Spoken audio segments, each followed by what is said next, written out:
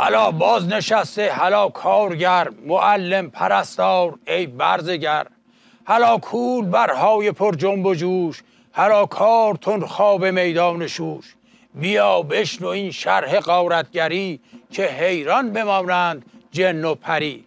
کنون قصه بنده از مجلسی است، که هر کس در آن شارلاتان ناکسی است. آقا بفرما چای دبش 3 میلیاردی بنوش و قصه حاجیت رو بگوش.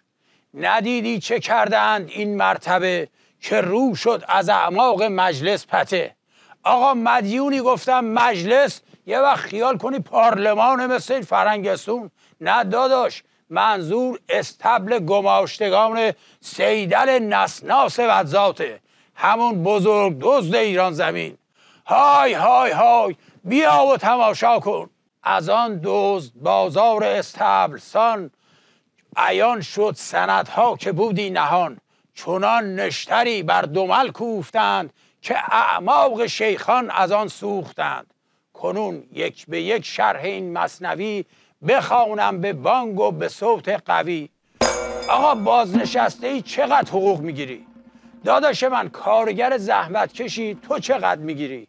آقا شما معلمی، 2 شیفتم تاکسیرونی میکنی، خب چقدر در میاری؟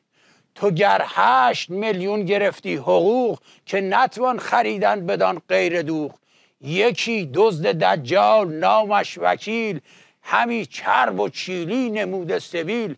حقوقش 200 میلیون دست کم، مپندار دزدیش همین یک قلم. بود حق آجیل نوروزشان، به اندازه مزد زحمت کشان. همه طوله هاشان هونگ و مشنگ، سیتیزن شده رفته سمت فرنگ. هر آن کس از این گله بدنهاد، که جیب عبایش بود بس گشاد. به ظاهر 2 من ریش بگذاشته، همه مال این خلق برداشته. همه پول این خلق ویلا شده، به بانک سوئیس و اروپا شده. هر آن مفتخور انگل مجلسی، که ریشش فریبنده بود ای بسی. همه نام دکتر به پول میخرند، دل خلق از این گشتن در گزند. ددی میکند نطق حفظ حجاب، و پورش خورد در کانادا کباب. خرد سیسمونی ز ترکیه او، همان چوب زن لات بی چشم و رو. بگیرد 120 میلیارد پول، که زیر سیبیلی کنندش قبول. گر ایران زمین شیر بود یک زمان، بدوشندش این جانیان هر زمان. ز تاراج لاغر شد ایران زمین، بگویش بغرد به خشم و بکین.